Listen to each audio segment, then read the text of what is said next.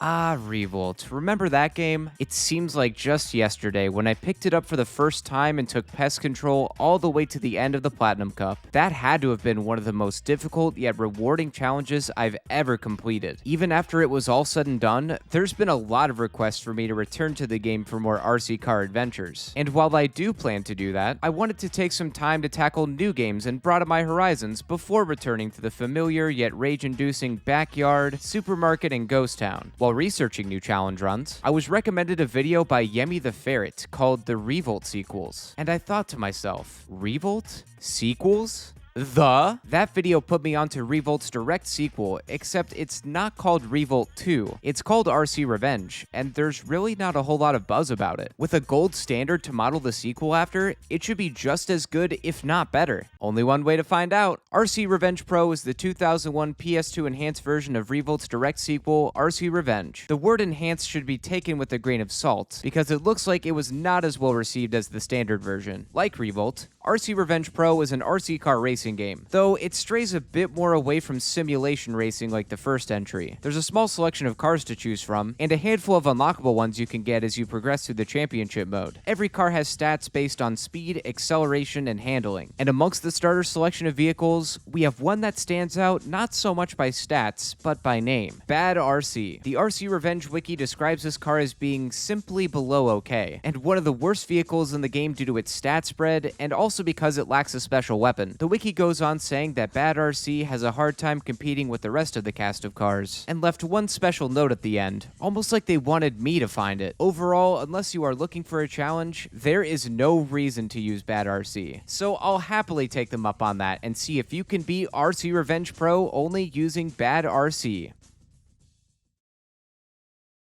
For this challenge, I'm going to try and complete all of the cups in the championship mode. There's no difficulty settings here, so I'm assuming that means that the game will get more difficult as I progress through it. Gameplay-wise, it sort of looks like Revolt from a distance, with some minor and major changes. First off, in championship mode, you're not required to place top 3 to advance to the next race, instead opting for more of a classic Grand Prix approach. Then there's water racing, where the RC car you chose turns into a boat. This is probably the coolest new addition in my opinion. Some tracks also give the option to race on land or water. Most pickups make a return, and there's a few new ones, like this laser beam that will slow down whoever it hits, and the bubbles that are hard to land, but will trap you and spin you around. Then there's the special weapons, which only a few of the unlockable cars have. They're pretty much irrelevant to this challenge, but if we pick up a special weapon on the track, it'll just give us a battery boost instead. And that's really all there is. So let's get this started with the Bronze Cup. Our first track is, actually, I don't know. The track names don't appear anywhere, so I had to look it up. It's called Cars Attack and is one of many track name references to movies and pop culture. So we're racing in some kind of underground alien spaceship.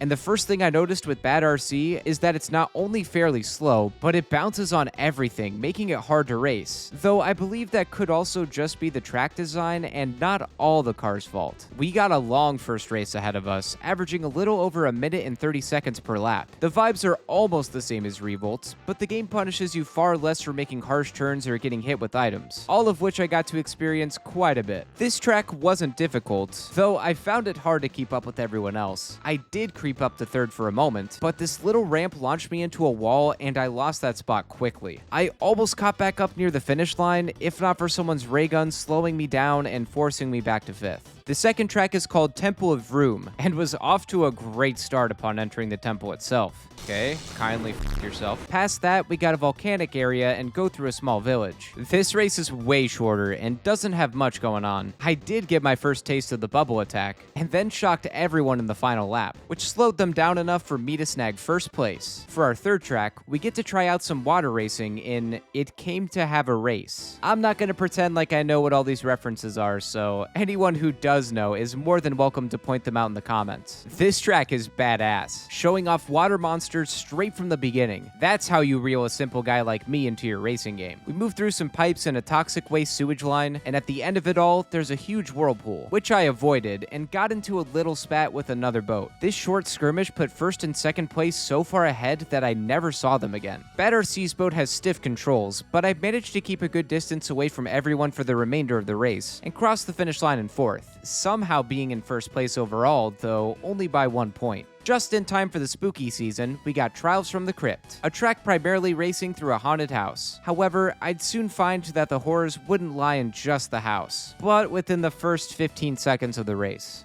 That's awesome. Okay. There we go. Great. Thanks. Dude, son of a bitch.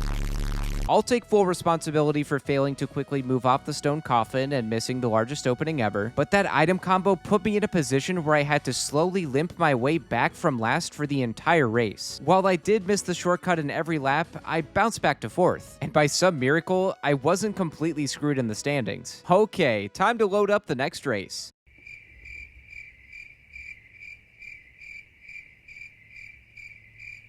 The man-made horrors beyond my comprehension would continue to manifest their way into hilltop hairpins.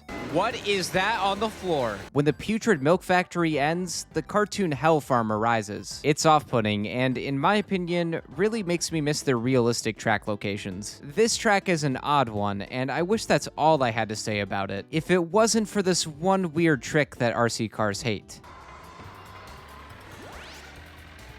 What the If you miss this jump, you have to go all the way around and try again. There's no safety net or alternate route. This confused me for a moment, and to make it worse, the screen flashes a big question mark in your face even when you're going the correct way, like it has no idea where you're at. And the tomfoolery doesn't stop there. It's here I found out that this game has no retry system. You only get 1 chance per cup. So if you screw up majorly like I did and want to try again, it's back to the beginning. So I was just completely bamboozled. Despite even that, my chances of winning were not completely out the door. The last race is in Cut Throttle Island, a pirate-themed track. Actually, all of the pirate levels are new additions exclusive to this version of the game. This takes us through a beach, small town, and through some rocky area nearby a pirate ship. I kept up well, which was nice since the last few tracks were disastrous, but I couldn't quite manage to catch up to first place. Though I enjoyed the scenery and never noticed this cool skull cave in the background. I ended up finishing this race in second, unsure of who was ahead of me at the time. It ended up being Canary XL, but that didn't matter because RC Action was 4 points ahead of me after the last race, and their 3rd place finish still solidified their lead. The cup ends, and the game further rubs it in with one of the laziest podiums I've ever seen. There's no reward for second, so the only thing I could do was take my disappointment and congratulations to back through the Bronze Cup again. Bad RC bounced, but my turns were cleaner in Car's attack, giving me an improved spot in 3rd. It's a shame that sometimes no improved placement goes unpunished, because I got 5th in Temple of Room. Good thing that there aren't really any rival cars in this game. This helps keep the points spread out. I didn't get into any shenanigans in the water this time, but noticed once more that first place won completely uncontested. It kinda reminded me of the later Revolt races, where if you get a huge lead early on, virtually no one will be able to attack you and slow you down. This time around, I cut my corners better and didn't move widely around the giant octopus. I got 3rd place and moved up to 2nd in the standings. At Trials from the Crypt, I didn't get stuck on the tomb, nor was I slamming into a bunch of walls or being stopped by attacks, and held first place a few times before finishing this race in 2nd, which I'll gladly accept, especially when first was rightfully won by Big Mama. Now for my biggest improvement, though the bar was set as low as it could go. I didn't choke on the jumps, and used this huge shortcut that I missed before because, you know, I'm me, which gave me a crazy lead in the race, and brought me up to first place by 6 points. Another 2nd place finish in Cut Throttle Island gave me the points I needed to win and unlock the Silver Cup. I also got a well-earned excellent 1, replacing that stinky old congratulations too. The Silver Cup continues the Revolt tradition of reusing areas from the tracks we just played through, and switching them up by adding new sections to race around. That first switcheroo comes in Calamity Canyon, and it's one of the most annoying ones. Exiting a small part of the milk factory, we race around this old Wild Wild West area, which is fine and dandy until we reach the tornadoes. If you're not careful, they can catch you in a loop and destroy you. Well, mentally anyway. The other cars will get caught up in it too, so if you can manage to avoid the tornadoes, you'll probably do well in the race. But be on the lookout for phony shortcuts. F off for making this! And this giant magnet too, which is here for some odd reason. I'll tip my hat to the tornadoes this time though, because thanks to them, I started the Silver Cup in 2nd. In Racers of the Lost Park, we get our first opportunity where we can choose if we want to race on land or water. I chose water because I felt like Bad RC handles better there. Doing this gave me another 2nd place finish, right behind one fat trucker. Boat racing continues at a Space Odd RC. Okay, they're really pushing that one. Where I had one of the easiest races so far due to this completely busted busted shortcut. Taking this in the second and third laps put me so far ahead of everyone. If I have anything else to say here, the environments are pleasant to look at, and you can catch a merman alien monster thing swimming around. I Know What You Drove last summer, unsurprisingly, is back at the haunted house, where we get to see more horrors, though not only throughout the track, but in my gameplay. People who have played Revolt for the first time may have experienced some confusion on where to go in the tracks, or at least I did. So you have this big old wide open door that you enter at the start and need to exit for the loop around for the next lap, right? Well, I had been racing around inside of the house for the last minute, and my brain was fixated on continuing the race from the inside, so I missed the front door and blew it. This one was on me. I'll take the L where the L is due. This complete unnecessary throwaway wasn't too costly, but let's see how the rest of this cup plays out. Pileups of the high seas has us racing from inside of the pirate ship to that skull cave I brought up earlier. This track is otherwise pretty bland. In the second lap, I snagged some rockets, which I used to get through to first place, and from there, it was a boring boat ride to victory since no one could catch up to me. Easy or not, this was a much needed win. The last race is called Attack of the Killer Toy Motors, where we're back at the Aquatic Monster Industrial Plant, and we're given the option once again of being a boat or driving normally. I wanted to be a boat, but accidentally missed my chance to do it. So to not waste time turning around, I went through the first lap around the loading dock area. It was a little annoying moving around all these boxes. The boat probably would have been more optimal, but in return, I got to see a sea monster and 2 giant ants. In the second and third laps, I went the boat route, and it was much faster and safer, which was good because I couldn't risk dropping too low in this race. I placed third, putting me 5 points in the lead and granting me another excellent one. Now the Gold Cup is unlocked, and we're sent back to Cars Attack.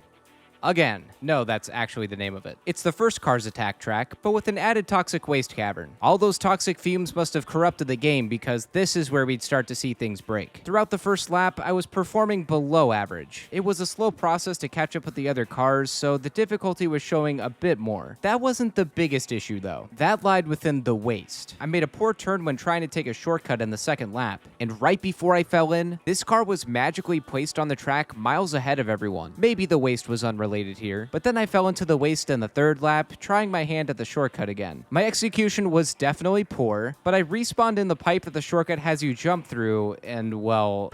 It put me the wrong way? Yeah, I was placed in the wrong direction. Shame on me for falling in the waste, but shame on this game for not putting me in the right direction to complete the shortcut. I finished this awful race in 5th, only because I literally blocked F1 from passing me. Cut Throttle Island Uncut adds more of the small town to drive around in. The layout of the town was a bit confusing, but it added a nice touch where if you drive near some of the buildings, you can hear a crowd of people inside partying, though it has this issue with darkness. Some of the turns and hazards around the town can be hard to see, which was mildly annoying. This track didn't have any other problems other than that, and thankfully no toxic waste either. It came to have a race expanded their tunnels a bit more. Some of the turns were annoying with bad RC's stiff boat controls, and I ran into that first place issue again, but I managed to do that too, just in second place. I was now in a tie with Big Mama, having 20 points each. Temple of Room, The Awakening adds a few cave sections, ending them with a small narrow path underneath a car. Something I didn't notice until editing this video, but I hit this gong here in the second lap and unknowingly opened up a shortcut. I only took it once, and it didn't make much of a difference, but secrets like that are always neat. Despite spending most of this race around 6th and below, I reeled it back in the third lap and took second place once more. Now I was in first place with 27 points, with Canary XL trailing right behind me. Next up is Hilltop Hairpins, the special edition. Okay, some of these names are getting real lame. We're back in the milk factory and farm, void of any tornadoes, but we are missing that sweet large shortcut through the field. Instead, we get an addition to the factory, a chicken coop section, along with this long barn thing. It's fine, this track is just fine, but with bad RC speed, it makes this race over 6 minutes long. Placement-wise, I was kinda everywhere, but mostly between 5th and 1st. I ended up finishing in 3rd, which still kept my overall lead going, but the haunted house area for the 3rd time in a row would prove to be one of the most frustrating areas for me. In the first lap, I noticed a shortcut through one of the newer sections. Cool, we love shortcuts. Except, oops, I fell, and what do you know? There's 2 paths I can take. One going in the complete wrong direction, and the other continuing the race. Want to take a wild guess on which one I took in my short state of panic? Okay, thanks! It was an uphill battle to recover from that. I was so sick of these haunted house tracks. This put me in 2nd with 37 points, and in the moment, I thought maybe there is at least one race left. No, But nope, that was it. One slip up and the congratulations 2 was handed to me on a silver platter. This actually sucks. Bad RC's speed makes these cups a complete drag. It almost took 40 minutes to get through the gold cup, and just to fail it right at the end is so infuriating. Ugh. But I wasn't gonna let bad RC or anything else slow me down. I was doing way better on my second try, but was also finishing most races a little behind Canary XL. After getting first in Hilltop hairpins, Canary had a 1-point lead, and that meant that it was all left in the hands of Trials from the Crypt. I held nothing back, and by the third lap, I was holding steady in first place. Though if you know me, I love to unintentionally throw for content. As you may have guessed, this did not end well. I thought I had more fight left in me, but quit shortly after the first race. The tilt had already settled by that point. But after getting a good night's rest, I came back and won the Gold Cup. And not even by a few points. I got first place in every race. A perfect win certainly made up for the dumb losses I endured. And I was so happy to not have to trudge my way through this cup anymore. Completing the Gold Cup unlocks the Platinum Cup, which should be the final one. It begins at Pile-Ups of the High Seas, the legacy of boring maybe. This extends the original track by adding some spots beneath the town, increasing the lap times by at least an extra minute. It's just uninteresting and doesn't really do anything else for this track. I ended up placing 5th here. One bad turn and getting hit by a few items held me back, specifically this silly oil spill. What? What is that hitbox? I stuck to the boat in Racers of the Lost Park Collector's Edition, which I was punished for, but I quickly caught back up to first in the second lap and took that all the way to the end. Now we make our return to Calamity Canyon, live and dangerous. The tornadoes are back. Yay. Oh, and this giant magnet I completely forgot about. We get to race through more of the canyon, but really the core focus here is the tornadoes. You gotta avoid that shit like the plague, lest you get caught up in its windy chokehold. I mastered the magnet portion of this track by cutting my turns better, but these tornadoes would just not let me be. I'd overcome and break free from the windy clutches, and scored a thunderbolt in the last lap, which slowed down everyone including the only car in front of me, allowing me to finish in first. Space Odd RC digitally remastered added a little more cave exploration, but also kept in that super useful shortcut as well, which I am unsure why almost no one else used. This race couldn't have been any easier. I Still Know What You Drove last summer surprisingly not only had the best track sequel name, but also gave us a sick new route, starting with a grass maze leading up to the haunted house, which takes us to the upstairs and on top of the roof where there's a giant werewolf on it, and then there's some Igor-looking henchmen hanging on the bell. As for the race itself, turning in the maze wasn't all that great, and moving on the roof was incredibly awkward, but the rest of it was ray-proof, meaning there are no places to fall down to ruin the whole race. For the first time in this area, I got something other than 4th or worse on my first attempt. Those 6 beautiful points actually put me in a spot where no matter how I finished in Return of the Killer Toy Motors, I was guaranteed to be the champion. I manned the starboard bow or something, I don't know, sailor talk, and took my boat all the way to first place. Winning the Platinum Cup doesn't give you any extra fanfare or credits, just another excellent one. At least I can finally say that it's all over.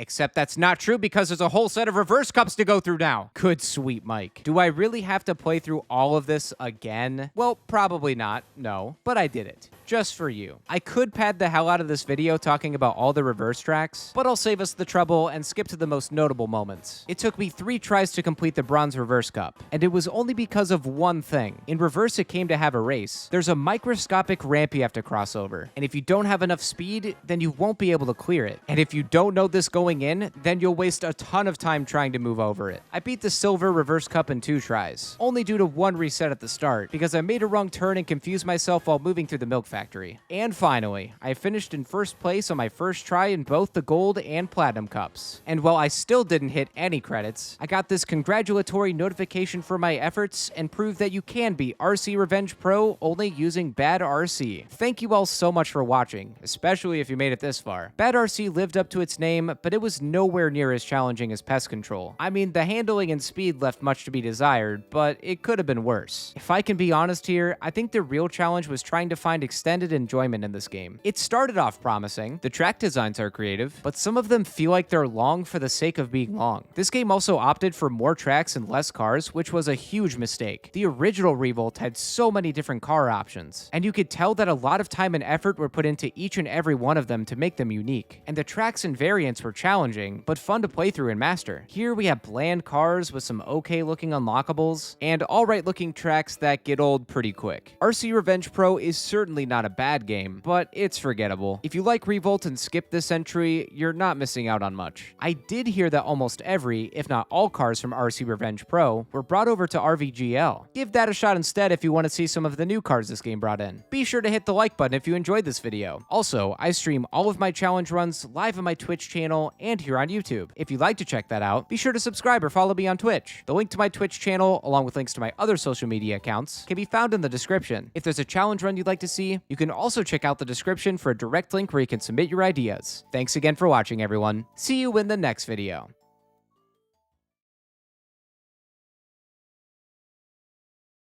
Don't revolt me. Don't pest control by my house. We're done.